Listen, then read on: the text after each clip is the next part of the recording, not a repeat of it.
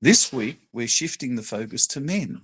So let's jump into it and hear how, as men, we can become the best. And we've got a little focus on husbands, but as we said, it's all part of it. So thanks, Don. Very excited to hear what it's about. Thank you, Wayne. Yes, as usual, I'm excited about it too, because each week, it's very interesting that sometimes I don't even know what's coming out. And I trust the guidance of the Almighty God to lead us each week in this. So let's see where he takes us this week, Firstly, I want to note that it's interesting and perhaps instructive. Last week, we learned that about 9,000 people every month search for how to be a good wife. And so I was very interested to see how many people search for how to be a good husband. And it may be instructive to note that less than half that number search for how to be a good husband. Just about 4,000 people monthly search for that topic. Now, we don't have a gender breakdown of the people who do the searching. And so I suppose it's possible that in some cases, men may search for how to be a good wife. Maybe they think they want to help their wives be better. And women may search for how to be a good husband so she can try to help her husband to be better. I don't know. But since we don't know that, I want us to just assume that just assume for a moment that women are the ones who search for how to be a good wife, and men are the ones who search for how to be a good husband. Then, if that is so, then we could look at least two extrapolations from that, two interpretations of these results. Why women 9,000 and men 4,000? One of the things we could probably imagine is that maybe men are not as interested in being good husbands as women are interested in being good wives. Maybe men feel already that they are good husbands, so there's no need for them to change or to search to be better. They might think they're that good already. It's also possible that men are, and very likely, that men are less likely to search for help when problems arise in relationships. I've seen it many times that, there's a conflict in a relationship, a breakdown between the husband and wife, and the wife may feel she wants to seek help. She might want counseling or other assistance to resolve it, while the man sometimes feels like he doesn't need that. He can handle it, and many times she's the problem, and I don't need to be fixed. I don't need anybody to counsel me. And so these are some of the possibilities. I'm sure there can be other possible interpretations also. But of course, those are the two that came out. And maybe when we get to our question and answer section, we may get some other suggestions from those who are listening.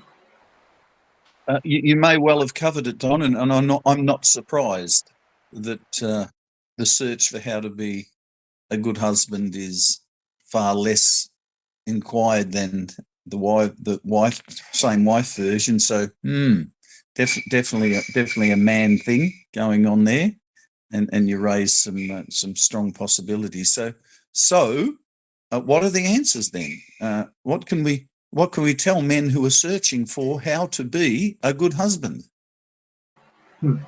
Well, when people talk about wanting to be a good husband or a good wife, what they're usually trying to figure out is how to become better, more likable, maybe less argumentative persons, so that there'll be less conflicts between them. And therefore, what they're really trying to do is improve themselves, and thus bring this improved self to the marriage. So that's really what people are looking for, though they don't they don't necessarily conceptualize it that way. This is kind of what they are searching for: how to make myself better so that my marriage can be better. So, by figuring out what it means to bring their best self to marriage, they will become a good wife or a good husband. In this case, a good husband. And if Wayne, if you and I and the other men here can figure how to make ourselves the best person that we can be, then it is guaranteed that we're going to be the best husband, better husbands.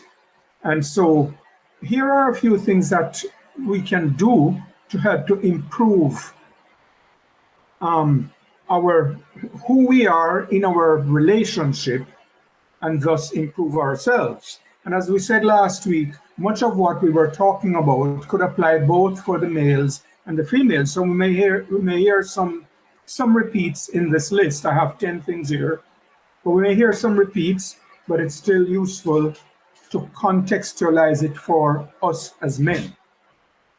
So number one, as it was last week, is to pray regularly with your wife. And I just want us to understand that from a Christian perspective, when you pray, you're talking to the divine being. You're communicating your thoughts to him. But outside of that, the act of praying together helps to bind you together. Any actions that you do together, but when both of you have a faith and a belief in a divine being, and you do that together, it helps to bond you a little closer. So quite aside from what God will do for you is what that very action does for you. So pray together. You can think about this as growing in spiritual intimacy with your spouse. You know, I don't think many people think about spiritual intimacy. We think of intimacy maybe emotionally, maybe physically, and whatever else, but usually we don't think of spiritual intimacy. But there is a place for spiritual intimacy because we are not only physical beings, we are spiritual beings. And so when our spirits become intimate with each other, we are forming a far more lasting bond than we form when we have the physical and the emotional intimacy. So that's very important that we do that. So one way is to establish a regular rhythm of asking your wife. We're coming from a male perspective now. So again, I'm just taking it that way. Ladies, listen to it, take it for yourselves to where it applies. So ask your wife how you can pray for her, and then do so. There may be something she needs prayer for. Pray for her.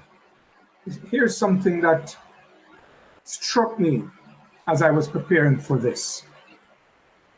Sometimes we should pray over our wives while they are sleeping.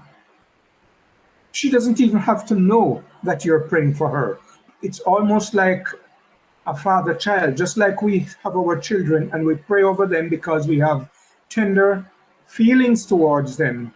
The same thing should apply to our wives. So we pray over her while she's sleeping. Pray for her if she's going out to work. Pray for her on her way out. Pray for her before going to bed, after waking up, whatever occasion you get. Pray for your wife. That is building in you an attachment and a bond to her. And as I said, that is separate and apart from what your prayers yield where God is concerned. So praying for your partner is important. That's number one. Number two, speak her love language. Last week we talked about the love language too. Do you know each other's love languages? We talked about this and I gave out the URL. So hopefully some of you have already found out what is your love language. If not, maybe you can go find out with your wife. I'll post a link again. But whether your love language is acts of service, physical touch, receiving gifts, quality time, or words of affirmation, we have to learn to be fluent in our wives' love language. Learn to be fluent in communicating in that language. Understand the way she best receives love and communicate love in that way, not in the way I like to receive it. That's her responsibility to communicate to me that way. So I don't communicate love to her in the way I like it, but I do it in the way she likes to receive it. So I give it that way. Number 3 is to keep a gratitude journal. We talked about gratitude last week too, but keep a journal of gratitude. This is not just being grateful, but it's keeping a journal of the gratitude. There's no better way to frame your thoughts and attitudes towards your wife than by recognizing the ways you are grateful for her.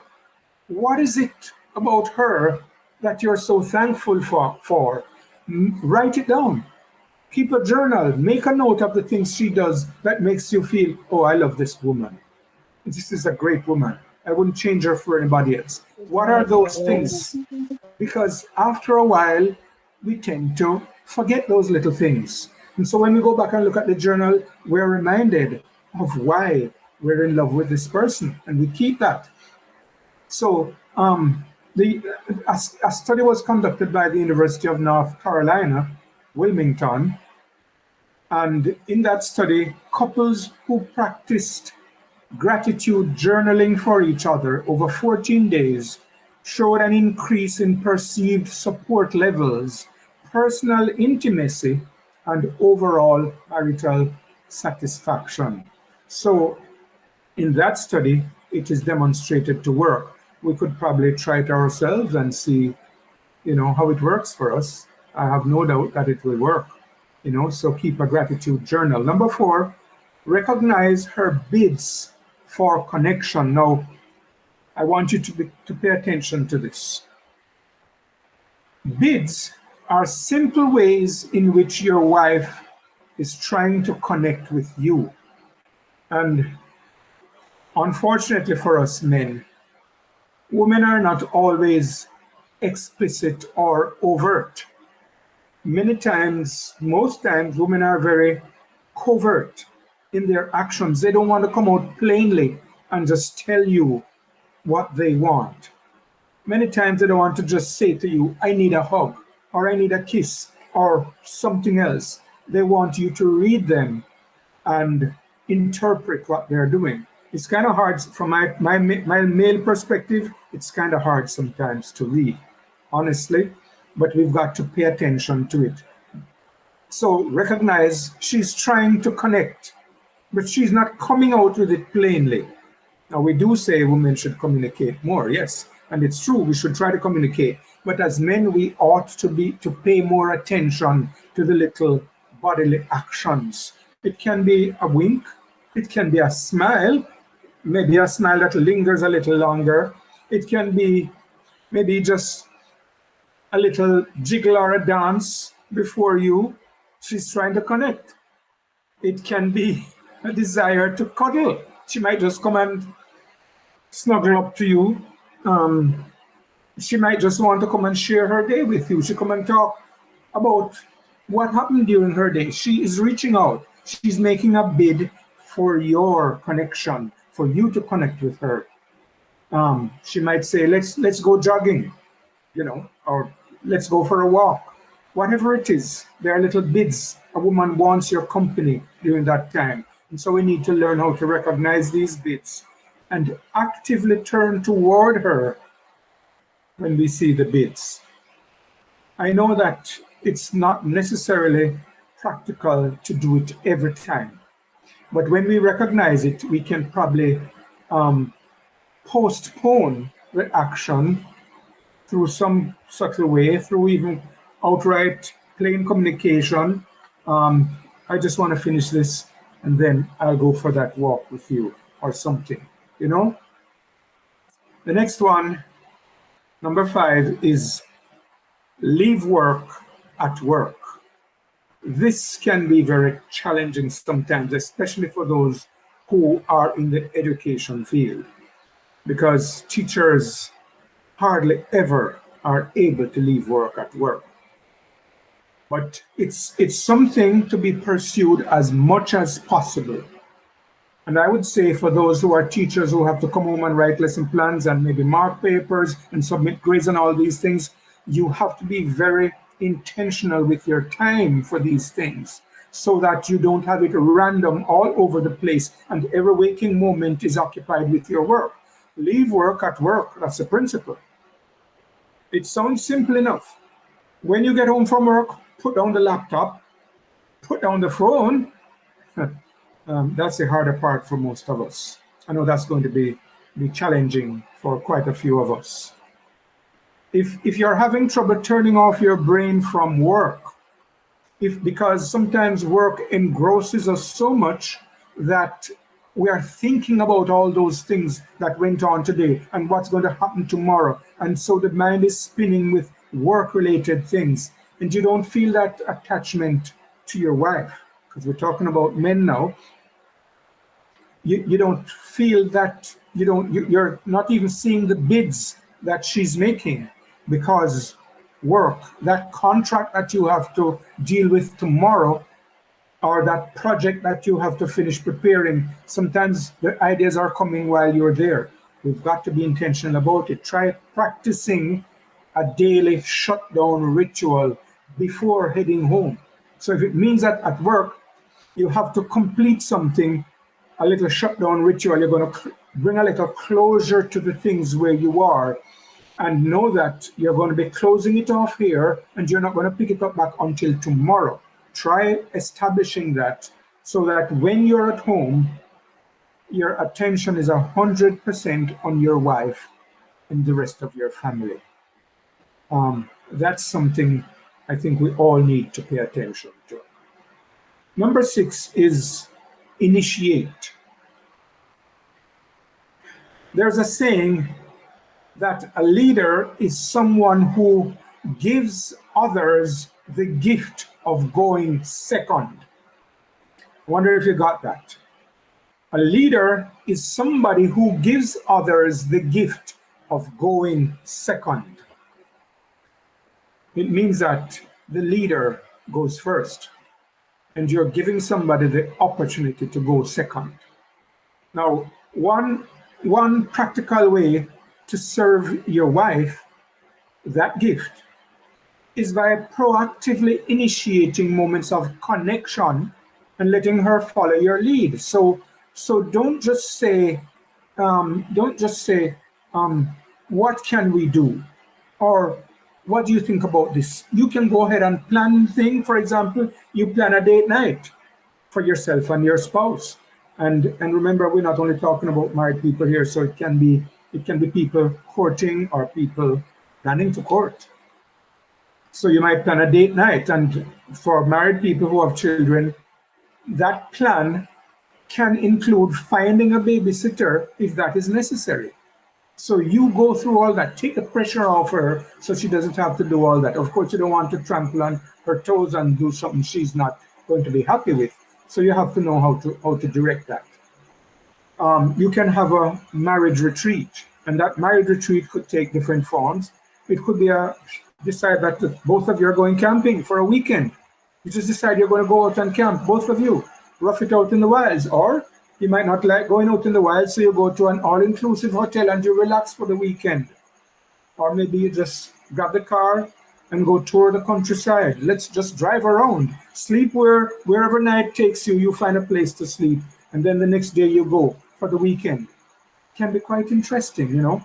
Or you can decide to take the bus. You take the bus, and like for in Jamaica here, you might take a Knutsford Express bus and you go to Ocho Rios and you spend a day in Ocho Rios, then you jump on the Knutsford Express and you go to Montego Bay and you spend a day there. Then you go from Montego Bay to Negril and you spend another day there. And then you go from Negril back to Kingston or Spanish Town or Mandeville or wherever it is you live.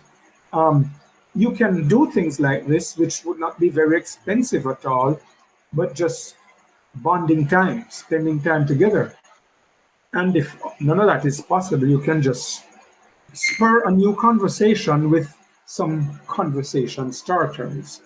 You can just find different ways to start conversations, interesting conversations that might stimulate her. Number 7 is to work on yourself. If you are showing up in your relationship each day kind of luggy, listless, not full of energy, not healthy, not feeling your whole self, maybe you need to work on yourself a bit. Maybe you're not giving your wife your best self. You definitely aren't. So you need to work on yourself. What are some of the personal routines or self-care that you do to be available for your wife? If it means you have to go to the gym and work out and build your body and you're going to feel better doing that, okay, go ahead. If you can't afford the gym, maybe you should go outside and rake the lawn, rake the leaves, or cut the grass, or paint the wall, or do something to build your muscles. Plant some things, get the hoe or the machete and do some planting to build your body. But do things that'll work out some sweat, that'll make you feel better about yourself. That's a part of it. But also, apart from the physical, there's a mental. What is it that gets your brain ticking over some more? It can be working puzzles. Do you like working crossword puzzles, or find a word, or jumble, or something like that? Do a few. Or is it that you like reading?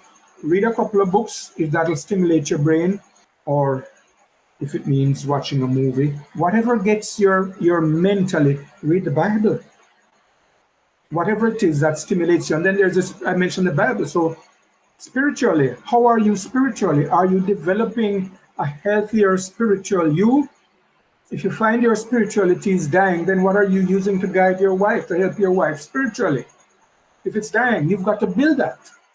And of course, there's your emotion. Schedule the gym, or set up a regular meeting with somebody, a friend, or if you want to get a counselor, even if that's required, but maybe there's a friend who is wise enough, smart enough, who can just talk to you and help you emotionally to get past little glitches in your life. Number 8 is keep a list of things your wife values. Now, we mentioned journaling a little earlier on, journaling, and now we talk again about keeping a list. And the reason it's important for us to document things again is because we may forget. I think women may keep some of these things in their brains a little better than us men. But sometimes we get so carried away with the busyness of life and the things that attract men's attention, all kind of different things. Sometimes the football, the cricket, the politics, all kinds of things distract you, and so you forget very quickly. So keep a list of the things your wife values. Put your ears, and we have a keep notes app on the phone, or a notes app on your phone. Put those to good use, your ears and the notes app. Keep a running list of the things your wife mentions as they come up in everyday situations. You could find an idea for a gift. Something she mentions might tell you, I could get her a gift like this that she would like. You might find a way in which you can serve her, which you never thought of. You might find maybe you might have thought that she liked grapes only, and you are always buying grapes, but you might hear her say one day that she found out that she likes peaches or pears or apples or whatever it is. So when you hear that, you surprise her with something. Keep your ears open and make a note of it. Number 9 is think outside the box. It's likely that if you've been married for a while, you have some routines when it comes to expressing love and celebrating annual moments together. In line with speaking your wife's love language, consider new ways to express your love and appreciation. Some of those could be like, for example, you just leave a sticky note on her mirror. When she comes to look at her pretty face, she sees that note in front of her. Sweet nothings, whatever you write there, that's up to you. But you leave a sticky note, she will appreciate that. Set up a little scavenger hunt in the house. We don't have to have crowds for that. It can be just the two of you. Or if your children get involved, whatever. But just doing something like that can create a little diversity, a little diversion, and a little excitement in the house. between both of you. And you can be creative in what the prize will be at the end. Recreate your first date when she least expects it. Do you remember the first time you went on a date with her, or you met her somewhere or so? Can you recreate that experience somehow? That'd be really nice, wouldn't it? Surprise her with that. And if you like playing games, buy a new game that you can play together. Whatever it is, find little creative ways to express your love and appreciation for her. And number 10 is keep your promises. Keep your promises. Your wife needs to know that she can count on you in both small and big ways. Now I know men, as a man, I know that it's not always easy to keep the many promises we make to our wives because we've got so much to do, right? But we should do our best. If you say you're going to be home by 5 p.m., be home by 5 p.m. And if you can't keep that word, contact her before 5 p.m. to say, I'm going to be running a little late. I know I said I'd be there at 5. She knows that you remember that you talked with her and you have that commitment. But say it to her. Don't just not show up when she expects you. If you promised, now this I have some guilty stains here. If you promised to fix something, maybe that pipe that keeps leaking, or that drawer that keeps dropping out or breaking, the handle keeps falling off, or that door that keeps sagging, whatever it is, you promise you're going to get it fixed. Or you're going to cut the grass, or you're going to rake the leaves. If you promise that, take the time to do it. Don't keep putting it off over and over and over again. Over time, small compromises on promises that we make can lead to misunderstandings and misaligned expectations and eventually distrust. So we've got to be careful in this. Yes, we do, Don, indeed. I didn't want to interrupt you earlier, but I was particularly interested in point number 6, where you mentioned, and you only just mentioned, conversation starters. And I know this actually a little bit from experience, because sometimes even after being married for a long time, there are those moments when you're together and you just want to talk to your wife and can't think of anything to say. So do you have any suggestions for, yes, Erica, I know it's a funny thing to hear, but yes, every now and then I find myself actually praying, Lord, help me out. But maybe he's going to help me out through Don sharing with us some ideas for conversation starters. Actually, there are quite a few. I've just posted a link to a site that has probably about 250, 260 suggested conversation starters. We know those awkward moments, especially when you're courting or before you start courting, when you're just sitting there. What can I say now? It's just silent. And she's sitting there and you wish she would say something, but you also wish you could find something to say to start, to get the conversation rolling again. And so I've posted a link where you can find over 260. But let me just share about 10 of them right here before we continue. Here are about 10 conversation starters. Number 1 is, if you could have any job, so you're talking to your wife, or maybe as a woman, she's talking to you. So you're talking to your wife and you get one of those silent moments and you're trying to think of something to say. So you say, if you could have any job, whether serious or silly, and money was not a factor, what would it be? You see, you get her thinking now. She would, what job could I take if I could have any job I want? And it helps you to be able to also see how her mind is working around this. So that's one thing we could use. Number 2, if you could have one superpower, what would it be? You say that, I don't know, some of us might be thinking right now, especially men like superpowers. I don't think women are so crazy about superpowers. But I'm sure you can think about if your wife should ask you that, what your answer might be if you could have a superpower. Number three, if you were stranded on a desert island and could get any 5 things, what would you ask for? These are conversation starters. You know, you don't know what to say, you need a little dead space. These help to fill in. You don't have to have all of them at one time. Something to start a conversation, and each one can take you quite a bit of conversation here, as you can imagine. Then, what is your most irrational fear?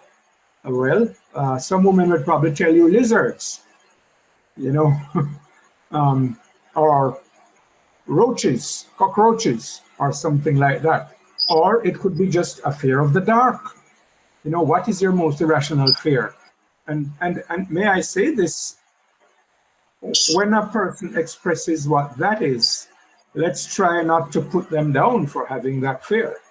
It's a real fear, and not because it's not my fear doesn't mean it's not real for her. So we try to understand, and we try to encourage and seek. We're learning about the person, so we try not to put the person in a situation where that fear is realized. Number 5, if you could make a guest appearance on any TV show, which one would it be?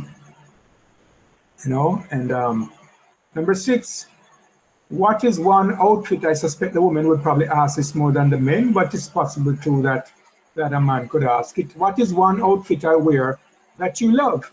And if she likes to see you in something, of course, she'll appreciate it if you wear that to please her a little more often rather than the one that you like. What is one habit you wish you could break? Maybe it's something that you wish she could break too, and you don't realize she's wanting to break it until she says it. So that's another conversation starter. If you could have one hidden talent, what would it be? That's similar to the superpower, but not quite the same. What hidden talent would you want that to be? Now, number 9, if you had to live in another time period, which would you choose?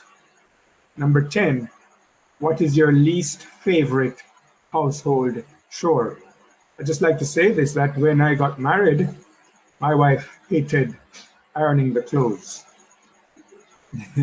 She didn't like it at all. So I did all the ironing for maybe a couple of years.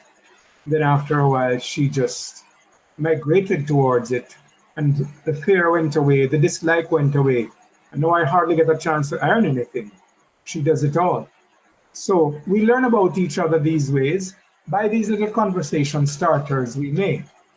So it's important for us. We can use these opportunities to start conversations and get to know more about our partners. All right, so that's a partial list. That's a partial list of conversation starters. But as I said, I shared a link there. You can use the link provided to find a lot more, and you can make use of these whether you're married, courting, or just trying to initiate a relationship. Excellent, Don. Thank you. That was good to hear. 10 suggestions, but we can go and find another 250 or so on that site where the link is in the chat. So make use of that. I will be. Thank you.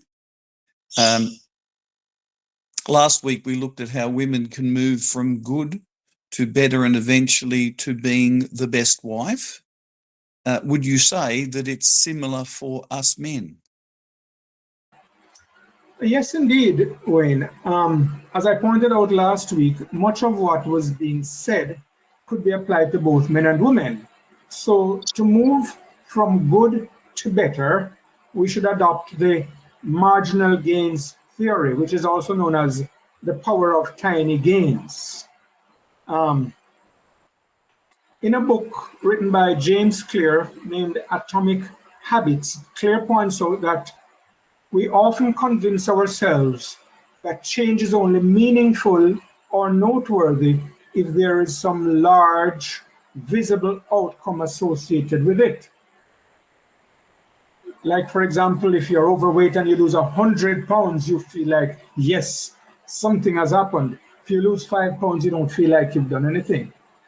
Or if you're running a business and you cross the 7-figure mark, you're getting not millions, but maybe you've gone over into the billions of dollars, then, or the tens of millions, maybe, you feel like you have made some achievement. But in reality, and especially in marriage relationships, change follows the marginal gains theory. By focusing on being 1% better every day, you will end up 37 times better by the end of the year, because small improvements compound. So if you are 1% better today than you were yesterday, then 1% of where you are today is 1% of the 101% that you are today. So in the words of James Clear, this is why small choices don't make much of a difference at the time, but add up over the long term. When it comes to marriage and how we as men look to foster greater connection with our wife, implementing large-scale change is not always practical. In fact, it's not, most times, not even possible. Implementing, however, small, easy changes, regular changes almost, is what will begin to make a difference. So these are the things that over time will compound to create a meaningful difference in what we're bringing to the table in our marriage. In short, these things will help us to become better men and therefore better husbands. Excellent. Yes, I like what James Clear had to say. I tend to fall into that trap of wanting to see the larger gains. I think it's again a man thing, but tiny little steps. The 1%ers every day. Yeah, very good. So when I think about the topic, good, better, best, of course, I don't want to be just better. I want to be the best husband. So I want my wife to be able to say, and maybe even brag a little bit, that she has the best husband. Is this realistic? And how do I become the best husband? Yes, indeed. I think all us men want our wives to be able to brag, even if they don't do it, that they have the best husband. And, good, better, and best are degrees of comparison. We naturally think, perhaps we were taught to think, because of the world we live in, that if I am the best, it means I am better than all the rest. So if I'm the best husband, then nobody else has a husband as good as me. And then perhaps all those wives out there would be eating their hearts out, wishing they could have a husband like me. The great thing about aspiring to be the best husband, however, is that it is not a comparison with others. It is a comparison with yourself in different stages. So there can be a good you, but there can be a better you, and then there can be the best you. So your comparison is not with others, not with other men. There are, in the Desiderata, it says there are always greater and lesser persons than yourself in different ways. I'll never be as tall as Usain Bolt, neither will I be able to run as fast as he can. So there are things that he can do, he's better than me at. But I want to be the best possible husband to my wife, and each man should strive to be the best possible husband to his wife, not comparing himself with another man out there. And if you see, if a wife feels like this is all I need in a husband. Then there's no comparison. She doesn't see somebody else and think, oh, I wish my husband was like that. She has the best. So, becoming the best husband for your wife is becoming the best version of yourself. That's what it is. And I'm going to read a couple of passages of scripture here that kind of, while we don't have something like was described for the woman in Proverbs 31, there are a few things in the Bible, and I just got a couple of them, not all of them, that talk about what a good man may look like. And of course, these are just a part of it. Some of what you have to do to be the best husband is listen to your wife. Listen to her, look at her, pay attention to her needs and so on, so you can let her feel appreciated and respected as a woman at home. Those are important things. But in 1 Timothy 6 and verse 11, it says, man of God, follow after righteousness, godliness, faith, love, patience, meekness. Now let's look at ourselves. Righteousness. Righteousness is doing the right things, living right. Godliness, following the things of God. Faith, trusting God in your life. Love. Well, we don't have to describe what love is. Love is caring for others, being considerate about others. And love doesn't mean only love your wife there. It means love even your enemies.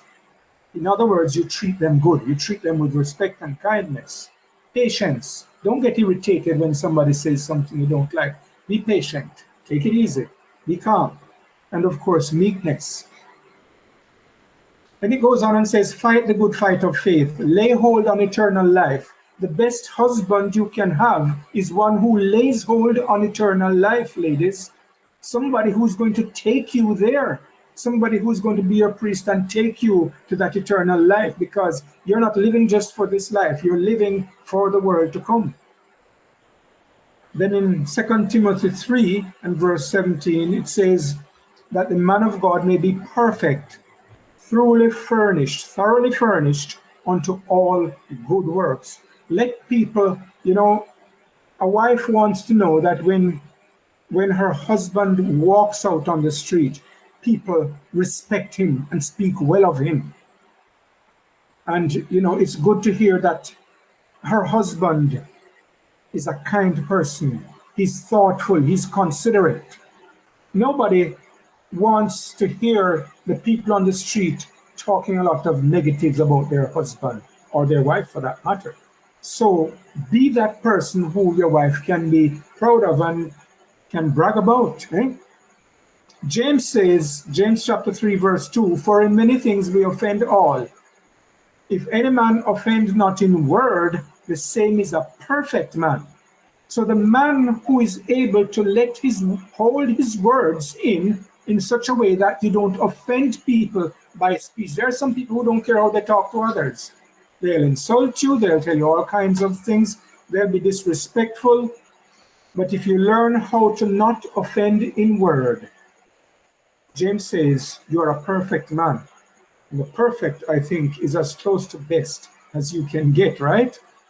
And of course, if you don't offend in word, it says you're able also to bridle the whole body. So you're not offending neither in word nor in actions. Then in talking about it, in 1 Timothy 3 verse 8, while it's talking about deacons in the church, it says they are not double-tongued. Means you don't say one thing and do something else. Or that you say one thing today and then say something else tomorrow. You're consistent in what you say and you express to others. Not given to much wine, not a drunkard or a wine bibber, not somebody who every day they have to go and they get their spirits lifted from the glass. Not greedy of filthy lucre, not greedy. You don't chase money. and things like that. Holding the mystery of the faith in a pure conscience, and let these also first be proved, then let them use the office of a deacon, being found blameless. Again, blameless is like perfect, which is as close to best as we can get. And then finally, in Matthew 19, verse 21, Jesus said to somebody who came wanting to be perfect, he wanted Jesus to tell him how to be perfect. And Jesus said, if thou wilt be perfect, go and sell what you have, give to the poor, and that'll make sure you have treasure in heaven, and then come and follow me. You know, the best husband that you can be is a husband who is so perfect, so good, that you have compassion for others to the extent that your possessions are not as important as helping others, and even more important is following Jesus. Ladies, if you have a husband who is dedicated to following Jesus, don't look any further. You have the best man that you could have. So that's it from me, Wayne. Thank you very much, Don. And the thought I had was to do with with the last part there about being the best, and it's not a competition with somebody else. If there is any competition, it's with yourself, being the best version of you. So I like that thought. We're not out to be a better husband than my neighbour or my neighbours or everybody at church or anything like that. It's about being the best version of myself. Am I there yet? Well, you probably the best person to ask is my wife, and I'm sure her answer would be a resounding no. Not there yet.